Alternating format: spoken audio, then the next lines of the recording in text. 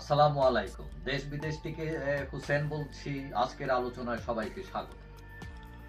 5 August 2024-এর পর আওয়ামী লীগের অবস্থা অনেকটাই কোণঠাসা।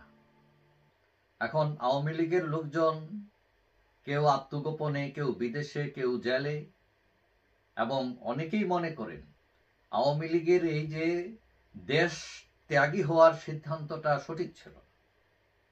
বিশেষ করে শেখ হাসিনা দেশ ছেড়ে চলে যাওয়ায় আওয়ামী লীগ অনেকটা খাদে পড়ে গেছে। সমালোচকরা বলেন যে এরশাদ সাহেব পর্যন্ত দেশ ত্যাগ করেননি, যিনি স্বৈরাচার ছিলেন, এবং পরবর্তীতে রাজনীতিতে আবার তার উত্থান হয়। এখন আওয়ামী লীগের এই দেশ ছাড়ার সিদ্ধান্তটি আওয়ামী লীগকে অনেক পোহাতে হবে, অনেক খেসারত দিতে হবে বলে অনেকেই মনে করে। এখন আওয়ামী লীগের যারা দেশ ছেড়ে চলে গেছেন বেশিরভাগ লোক ভারত চলে গেছেন, কারণ আমাদের চারিদিকে সীমান্ত হচ্ছে ভারত, এবং সীমান্ত পাড়ি দেওয়া অনেকটা সহজ ছিল অন্যান্য দেশে যাওয়ার তুলনায়। এখন অনেকেই ভারতে আশ্রয় নিয়েছেন এবং তাদের বেশিরভাগই আছেন কলকাতায়। এখন শেখ হাসিনা দিল্লিতে আছেন, যাদের অনেক অর্থ সম্পদ আছে, তাদের কেউ কেউ আলিশান জীবনযাপন করছেন। এবং সপ্তাহ 3 আগে আমি জানি আওয়ামী লীগের এক মন্ত্রী সেনাবাহিনীর সহায়তায় দেশ ছেড়েছেন, আমরা শুনেছি, এবং যতটুকু জেনেছি যে এখানে 10 কোটি টাকার একটা লেনদেন হয়েছে, এবং ওই মন্ত্রী, প্রাক্তন মন্ত্রী এখন কলকাতার একটি 5 তারকা হোটেলে থাকে। এখন কেউ কেউ বাসা ভাড়া করে থাকেন, কেউ কেউ পরিবারও নিয়ে গেছেন।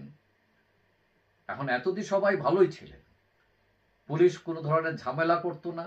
কেউ যদি ধরা পড়তো তাহলে তাদেরকে যদি বলা হতো পুলিশকে যে আমরা বাংলাদেশ থেকে এসেছি, আমরা আওয়ামী লীগের লোক, তাহলে পুলিশ তাদেরকে ছেড়ে দিত।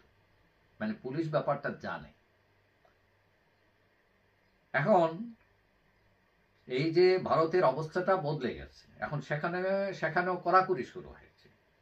গত কয়েকদিনে আমরা দেখছি যে ভারত বেশ কয়েকজনকে পুশব্যাক করেছে বাংলাদেশে, এবং দিল্লিতেও বেশ কয়েকজন গ্রেফতার হয়েছেন। শোনা যাচ্ছে বাংলাদেশ থেকে ভারতে আশ্রয় নেয়াদের যারা নিয়েছেন তাদের বলা হচ্ছে দ্রুত অন্য কোনো দেশে চলে যেতে।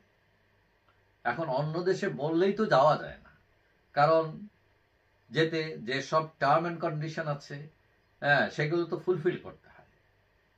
এখন সমস্যা হচ্ছে পাসপোর্ট এবং ভিসা জটিলতা, তারপর অনেকের আছে টাকা পয়সা নাই। এখন বাংলাদেশে ঢুকতে গেলেও বিপদ, গ্রেফতার হতে পারেন, মব জাস্টিসের শিকার হতে পারেন। এখন শাকের কোরাতের মধ্যে পড়ে গেছেন তারা। তবে শোনা যাচ্ছে সরকার যেসব লাল পাসপোর্ট বাতিল করেছিল তা ব্যবহার করে আওয়ামী লীগের যারা ভিআইপি ছিলেন তারা কেউ মালয়েশিয়ায়, কেউ ব্যাংককে, কেউ সিঙ্গাপুর, কেউ দুবাই, কেউ সৌদি আরব যাচ্ছেন। মানে তাদের খুব একটা সমস্যা হচ্ছে না। কিন্তু লাল পাসপোর্ট তো সবার হাতে নেই, বেশিরভাগ মানুষই সবুজ পাসপোর্ট ধারে। এখন তাদের অন্য দেশে যাওয়াটা কঠিন হয়ে পড়েছে। এখন সবচেয়ে বিপদে আছেন যারা ভারতে গিয়েছেন কিন্তু তারা আর্থিকভাবে সচ্ছন্ন, দেশ থেকে তাদের টাকা আসার কোনো সুযোগ নেই। এবং কেউ কেউ বলছেন দেশে ফিরে এই অবস্থায় না থেকে দেশে ফিরে জেলে থাকাটাই ভালো, জেলের ভাত খাওয়াই ভালো। এবং কেউ কেউ ফেরার চিন্তা ভাবনা করছেন। এবং আওয়ামী লীগ নেতারা অনুরোধ করেছেন যে ভারত সরকারকে বিষয়টা যাতে মানবিক দৃষ্টি থেকে বিচার করা হয়। তারা অনুরোধ করেছেন যাতে তাদের উপর চাপ তৈরি না করা হয়, কারণ তারা তো বিপদে পড়ে আসছেন। মহা খুশিতে, আনন্দে তো তারা ভারত এসে আশ্রয় নেননি। এবং ভারত 1971 সালে প্রচুর লোককে, লক্ষ লক্ষ লোককে জায়গা দিয়েছিল বাংলাদেশের, এবং এইবারও ধারণা করা হচ্ছে প্রায় লাখ লোক ভারতে আশ্রয় নিয়েছেন আওয়ামী লীগের। তবে আশা করি সরকার পুরো ব্যাপারটা দেখবে, এবং যারা অপরাধের সাথে জড়িত নন তাদেরকে সরকার কোনো ভয়ভীতি না দিকে যাতে ফেরার সুবিধা দেয়, সেটাও বিবেচনা করা উচিত সরকার। যাই হোক, সবাই ভালো থাকবেন।